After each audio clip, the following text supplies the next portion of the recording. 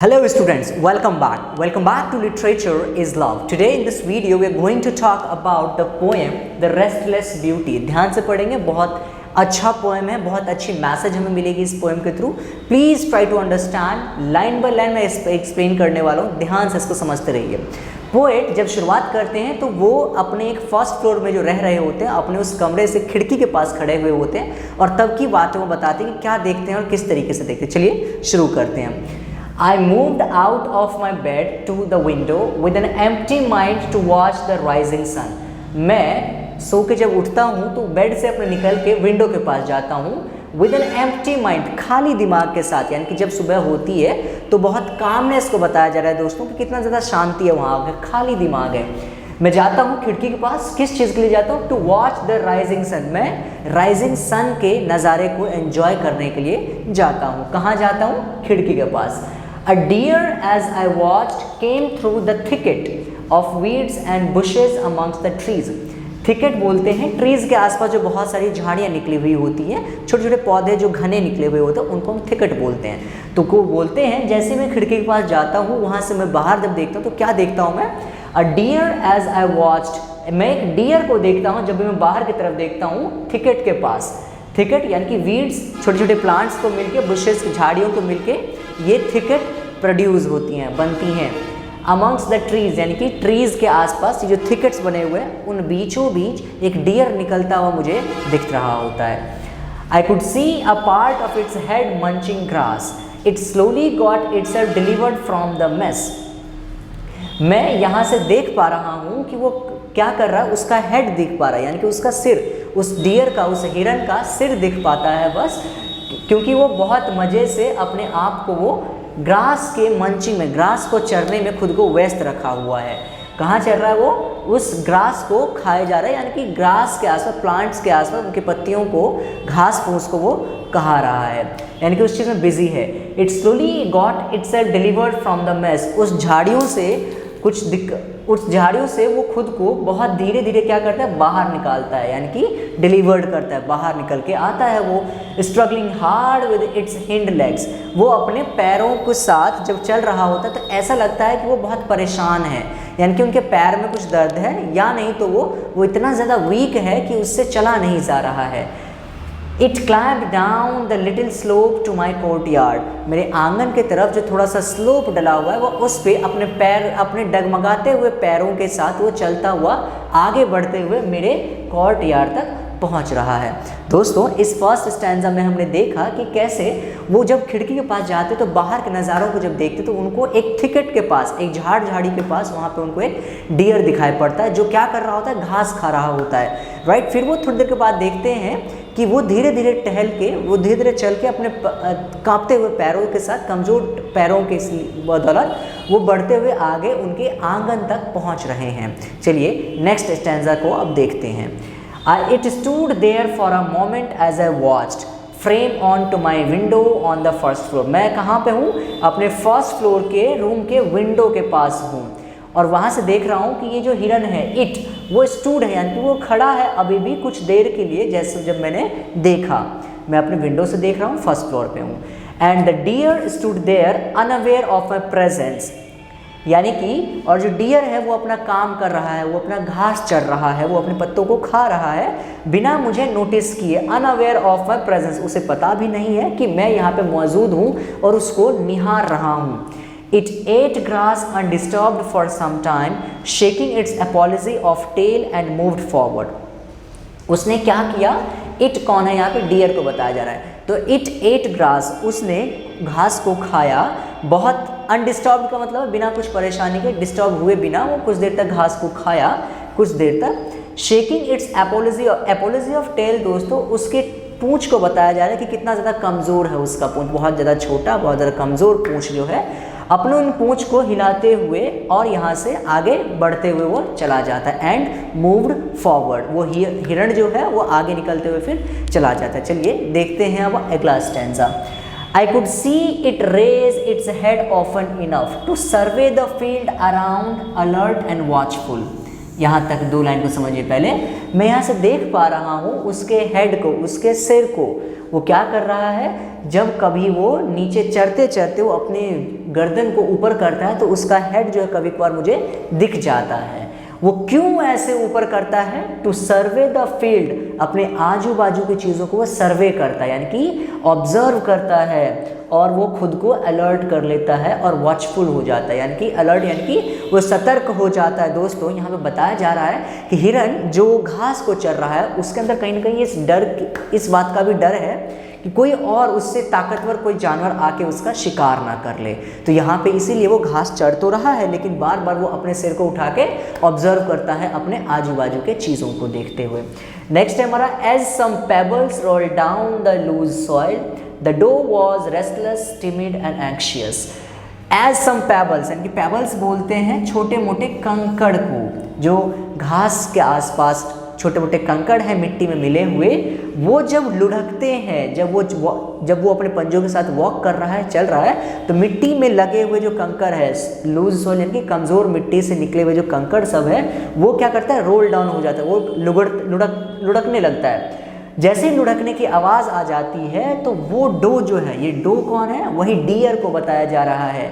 वो डो जो है वो एक्चुअली में परेशान हो जाता है, बेचैन हो जाता है, टिमिड हो जाता है, यानी डरपोक रहता है, वो एंक्शियस परेशान हो जाता है। किस बात को जान के कि कहीं वो कोई एनिमल ना आ गया हो, जो जब वो कंकड़ पत्थर को लुढ़कते हुए की आवाज़ को सुनता है तो उसको लगता है कोई एनिमल ने दस्तक दे दी है और मेरा अभी जान खतरे में है। आगे देखिए, वो बेचैन हो जाता है। वो कितना बेचैन हो जाता है, इस बात को कंपेयर किया गया है एक बहुत ही खूबसूरत एग्जाम्पल के साथ। वो इतना ज़्यादा बेचैन हो जाती है जैसे कि एक कोई मेडन यानी कि कुंवारी लड़की, जितनी बेचैनी एक कुंवारी लड़की को होती है अपने लवर के इंतज़ार करते समय, जिस तरीके से एक कुंवारी लड़की अपने लवर के इंतज़ार में बेचैन रहती है कि अब आएंगे तब आएंगे, इसी तरीके से जो डो है, ये जो फीमेल हिरन है, डियर है, ये बहुत ज़्यादा बेचैन रहता है उस टाइम पे। As she watch the leaves when they fluttered, यहाँ से अब देखिए यहाँ वाली लाइन से, as she watch the leaves when they fluttered and closely analysed as monkey और अ बर्ड। क्या करता है, जब भी कभी जाते वक्त, टहलते वक्त, जब वो ही खुद ही वॉक कर रहा है तो झाड़ियों में कहीं उसकी बॉडी टच हो जाती है, पत्ते कहीं खड़बड़ाने लगते हैं, हिलने डुलने लगते हैं, तो उसको लगता है कि कोई मंकी या फिर कोई बर्ड तो नहीं है। इस बात को बहुत अच्छे से एनालाइज कर लेता है, वो देखता रहता है, पीछे मुड़ के वो देख लेती है कि कहीं कोई वो क्या है, एनिमल है या बर्ड है या क्या है, वो चेक करती रहती है। कहीं ना कहीं उसको डर रहता है कि कहीं उसके ताकतवर एनिमल ने उसको देख लिया तो उसको जान के हवाले, उसकी जान वहाँ पे ले ली जाएगी। और the foot steps of an animal near by, और वो निहारती रहती है कि कहीं उसके आजू बाजू में कहीं फुट स्टेप, पंजों का कोई निशान तो नहीं है किसी बड़े एनिमल का, ये वो चेक करती रहती है। ठीक उसी तरीके से चेक करती है कि जैसे कोई जनरल अपने दुश्मन के क्षेत्र को निगरानी रखे हुए होता है। एक जनरल बोलते हैं कौन, जो आर्मी का जो हेड होता है, कमांडर, चीफ और जनरल होते हैं, वो जिस तरीके से बॉर्डर पे तैनात मतलब कि अलर्ट रहते हैं, कॉशियस रहते हैं, उसी तरीके से ये भी बिल्कुल अभी उसी तरीके से अलर्ट है कि कोई और एनिमल उसके आसपास ना आ जाए। I still watched the pretty deer as it could steal and slave the mind of a modern Sita. Suddenly it jerked all over, it ran away. I still watched, ये बताते हैं पोएट, बताते हैं, ये आई लिखा हुआ है, पोएट बताते हैं कि मैं अभी भी उस डियर को निहारे जा रहा हूँ, देखे जा रहा हूँ, मेरी तो नज़र नहीं हट रही है, मैं उसकी खूबसूरती को देख के अट्रैक्ट हो गया हूँ। ये पोएट बोलते हैं, खिड़की के पास खड़े जो हैं वो बोलते हैं कि मैं उस खूबसूरत से डियर को देखे जा रहा हूँ। ठीक उसी तरीके से मैं भी शायद एनस्लेव हो गया हूँ, मैं भी उसका गुलाम हो गया हूँ, मैं भी उसकी खूबसूरती से अट्रैक्ट हो गया हूँ। ठीक उसी तरीके से जिस वक्त किसी रामायण में, जिस वक्त कभी रामायण में सीता जी जो है, माता सीता जो है, वो कभी डियर को देख के बहुत ज़्यादा अट्रैक्ट हो गई थी, उनकी सुंदरता में वो फंस चुकी थी। इस तरीके से मैं इसकी सुंदरता में मैं भी उलझ चुका हूँ।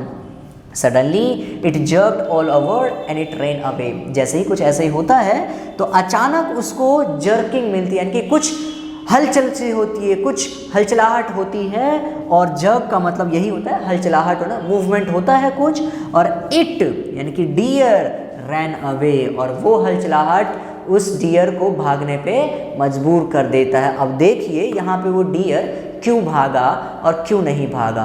चलिए अगले स्टैंजा पे चलते हैं। स्टूडेंट्स देखिए हमारा सेकंड लास्ट स्टैंजा है ये, और ये बहुत ज़्यादा इंपॉर्टेंट है इसको समझ में आने के लिए, और सबसे ज़्यादा इंपॉर्टेंट है पूरे पोएम में, तो ये हमारा लास्ट स्टैंजा है। और ये लास्ट स्टैंजा तभी आपको समझ में आएगा जब इससे आप प्रीवियस वाले स्टैंजा को समझेंगे। ध्यान से समझते रहिएगा please. I thought of the beautiful shape, जब वो हिरन जो है, जब वो डियर जो वहाँ से भाग जाती है, तब वो क्या बोलते हैं, I thought of the beautiful shape. यहाँ पे ब्यूटीफुल शेप क्या है, उस डियर को बोला जा रहा है जो डियर वहाँ से देखा उन्होंने भाग गया। तो उस डियर के बारे में ये सोच रहे हैं कि मैं अभी भी उस ब्यूटीफुल ब्यूटीनेस के ऊपर मैं मर रहा हूँ, उसी शेप को मैं याद करूँ, उसी हिरन को मैं याद कर रहा हूँ, उसके ही याद में डूबा हुआ हूँ।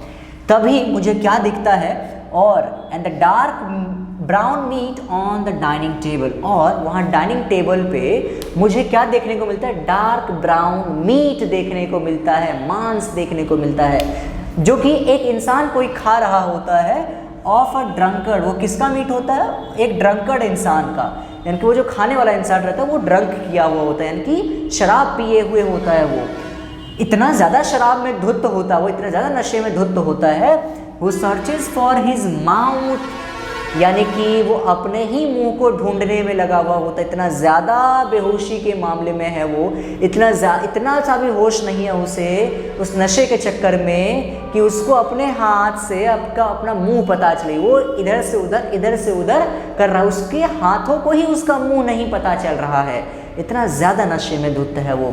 With unsteady hands to gulp the pieces, जो वो कोशिश जो कर रहा है अपने हिलते डुलते हाथों से उस पीस को निगलने के लिए। गल्प का मतलब क्या होता है, निगलना।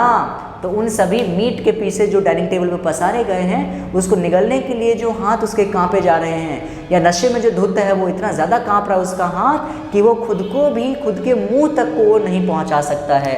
यहाँ पे इसके सैड पॉइंट को दिखाया गया है स्टूडेंट्स, कि अभी जो हिरन या एक कोई लिविंग बीइंग जिसको मैंने देखा, इतना प्यारा सा था, इतनी प्यारी सी चीज़ थी जिसमें मैं उलझ चुका था, जिसकी खूबसूरती में मैं उलझ चुका था, और एट द सेम टाइम वो अपने घर में किसी डाइनिंग टेबल पे देखता है कि मीट पड़ा हुआ है, ब्राउन मीट पड़ा हुआ, तो उसको वही वो ब्यूटीफुल जो क्रिएचर थी डियर, हिरन का, वो याद आ जाता है इसे।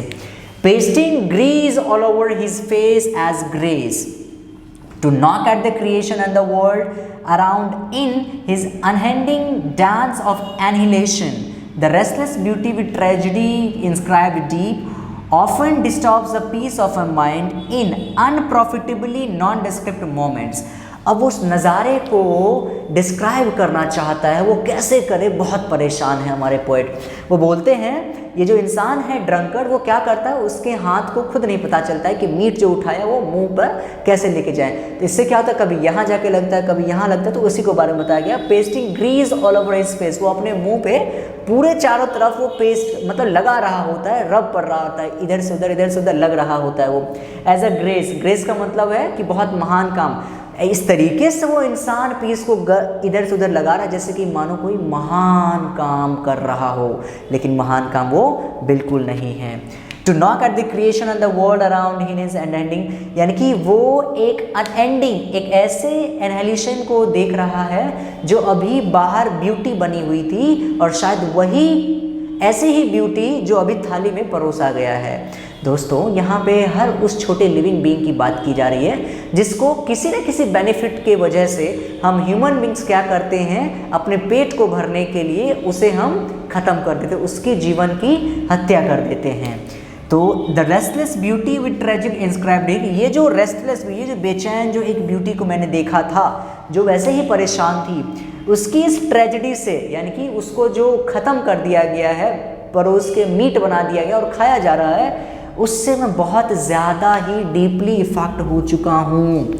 ऑफन डिस्टर्ब्स, और जो डीपली मैं इफेक्ट हुआ हूँ वो मुझे बहुत बार परेशान करता है, मेरी माइंड के शांति को वो भंग करता है, मुझे बहुत डिस्टर्ब करता है वो बातें।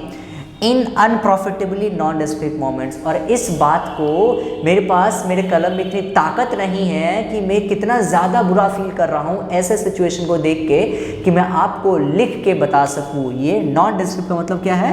Not able to write something, जब कोई बातें लिखी ना जाए। इतना ज़्यादा इस मोमेंट को ट्रेजिक बताया गया है, इतना मातम सा छाया हुआ है कि ये पोइट हमारे बता रहे हैं कि इतनी हिम्मत नहीं है कि मैं लिख के बता पाऊँ कि मैं कैसा फील कर रहा हूँ। चलिए, आई होप इस ट्रेजेडी एंड से आपको इतना समझ में आ रहा होगा कि हम कहाँ से शुरू किए थे और कहाँ पे आके ख़त्म किए हैं। एंड आई होप कि आपको सारी चीज़ें ऑफ कोर्स क्लियर हो चुकी होंगी। ये पोएम बहुत कॉम्प्लेक्स था।